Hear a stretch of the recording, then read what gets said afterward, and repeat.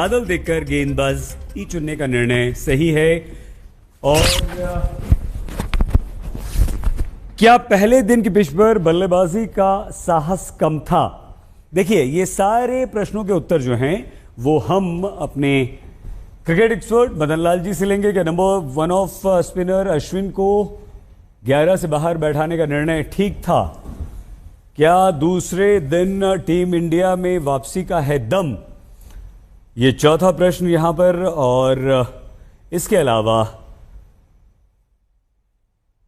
पांचवा जो हमारा सवाल है, तो ये टॉस जीतना क्या भारी पड़ा है? 5 महत्वपूर्ण सवाल यहां पर हमने उठाए हैं और इस वक्त हम आपको सीधे लंदन ओवल लिए चलते हैं। विक्रांत गुप्ता हमारे साथ मौजूद हैं। बताइए विक्रांत। बहुत बहुत शुक्रिया सईद भाई। लेकिन फिर वही बात है ना कि हालात तो बहुत ज्यादा अच्छे नहीं है।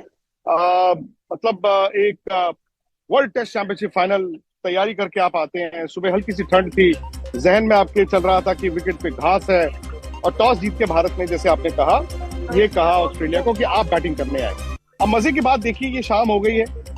सुबह 10:30 बजे मैच शुरू हुआ था, 11:30 बजे धूप निकल आई थी। आसमान देख रहे हैं आप, कहीं पर एक बादल का खतरा नहीं, और ऑस्ट्रेलिया ने उस चीज का एडवांटेज उठाया। 327 रन है 3 विकेटों के नुकसान पर, और वो भी 76 रन पर जब 3 आउट हो गए थे तो लगा कि चलो, आपने भले ही फैसला गलत दिया था, पर गेंदबाज जो है वो कम से कम आपको वापस ले आए। 250 रन की पार्टनरशिप हो गई है, और ये 250 रन की पार्टनरशिप कहते हैं ना डबल क्विक टाइम में आई है। सबसे बड़ी बात है कि डबल क्विक टाइम में आई है, और इतनी तेज आई है कि भारत के हाथ से पूरा का पूरा इनिशिएटिव ऑस्ट्रेलिया ने अपने नाम कर लिया है।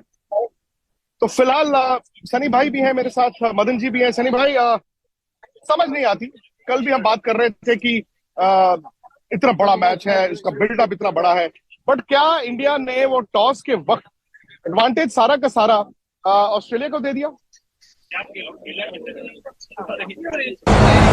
ये कहना मुश्किल है, क्योंकि सुबह में जब टॉस जीते थे तो जो कंडीशन थी वहां पे ऐसा लग रहा था कि सीम बॉलर को बहुत मदद मिलेगी। तो मुझे लगता है कि जो शायद गलती हुई थी वो कि उन्होंने 4 फास्ट बॉलर्स खिलाए, और क्योंकि मेरे समझ में ये समझ के बाहर है कि जो number 1 ICC rank number 1 bowler है उसको आप टीम के बाहर कैसे रख सकते हैं?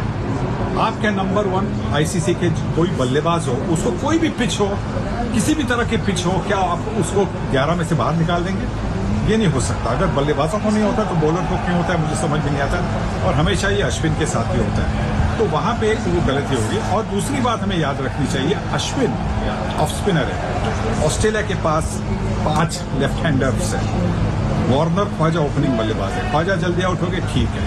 ट्रेविस हेड नंबर 5 पर आते हैं, नंबर 6-7 पर एलेक्स कैरी आएंगे, उसके बाद में आएंगे मिचेल स्टार्क भी आते हैं। तो मतलब उनके पास बाएं हाथ के बल्लेबाज है, 5 और 6 बल्लेबाज है, और उनके खिलाफ ऑफ स्पिनर को नहीं खिला रहे। सनी भाई, वही बात है ना कि जब आपने ये तय कर लिया है कि आपने पहले बॉल ही डालना है, तो ऑब्वियसली आप 2 स्पिनर्स तो नहीं खिलाते हो। जस्टिफाई करने के लिए आपने चलेंगे। Yeah, mate, we haven't done well, mate. We should have picked Ashwin. We're fucking shite. कोई बात नहीं, इनको आप माफ कर सकते हैं, क्योंकि जहां पर जब थोड़ी सी गर्मी ज्यादा हो जाती है तो आपको अंदाजा लग जाता है कि सूरज अंदर और सब कुछ बाहर आ जाता है। खैर, ऑस्ट्रेलिया ने जबरदस्त बैटिंग भी की है। और सनी भाई, जो दूसरा सेशन और तीसरा सेशन, जहां पे लंच से पहले आपको 1 विकेट मिली वार्नर की, लंच के बाद लबुशेन आउट हो गए, ट्रेविस हेड, और आपको मालूम है कि ट्रेविस हेड वो मॉडर्न डे बल्लेबाज हैं जो चलाकर खेलते हैं। मैं अब अश्विन की बात ही नहीं करूंगा, क्योंकि वो तो अब मुमकिन नहीं है। आपने सही कहा कि अश्विन खेलने चाहिए थे, ये भी सही है कि आपको टॉस जीत के पहले बैटिंग करनी चाहिए थी। एडवांटेज तो कभी आप नहीं देना चाहते हैं, लेकिन वो दूसरे और तीसरे सेशन में ऐसा क्या हुआ कि धूप बाहर निकली और उसके बाद फिर चौके छक्कों की बरसात शुरू हो गई? मतलब किसी स्टेज पर ऐसा लगा ही नहीं। एक तो होता ना कि चलो आपको विकेट नहीं मिली, दूसरा ये है कि आप किसी वक्त ऐसा लगा ही नहीं कि एक टॉप क्लास टीम लड़ रही है यहाँ पे।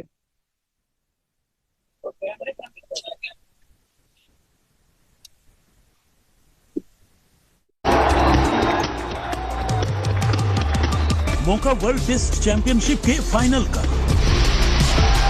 दोनों टीमें लहरा कर मैदान पर आई।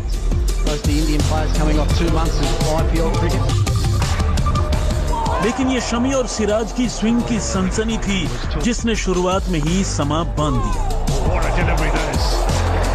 That's taken on. न वार्नर को कुछ समझ में आ रहा था, न उस्मान ख्वाजा को। दिन का चौथा ओवर, स्कोरबोर्ड पर सिर्फ 2 रन और सिराज ने उस्मान के अरमानों पर पानी फेर दिया। Siraj gets the outside edge, like he's done so often with left-handers. हर गेंद सवाल कर रही थी, लेकिन जैसे ही सिराज और शमी की जोड़ी अटैक से हटी, ऑस्ट्रेलिया के हाथ खुल गए। खासकर वार्नर ने उमेश यादव को निशाने पर ले लिया। मौसम भी साफ हो गया, लगा ये सेशन ऑस्ट्रेलिया ले उड़ेगा, लेकिन जब लंच सामने था, वार्नर विदा हो गया।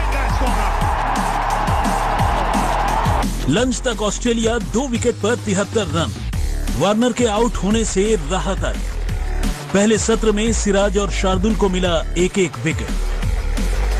दूसरे सेशन की शुरुआत सपनों जैसी थी। शमी ने लबुशेन को बोल्ड मारा। स्कोर 76 पर 3। यहां से स्टीव स्मिथ और ट्रेविस हेड ने काउंटर अटैक कर दिया। हर गुजरते ओवर के साथ इनका दबदबा बढ़ता ही गया। इस जोड़ी को तोड़ने की सारी कोशिशें नाकाम रही। नतीजा दोनों ने मिलकर ऑस्ट्रेलिया को टी तक 170 तक पहुंचा दिया। टी तक ऑस्ट्रेलिया 3 विकेट पर 170 रन।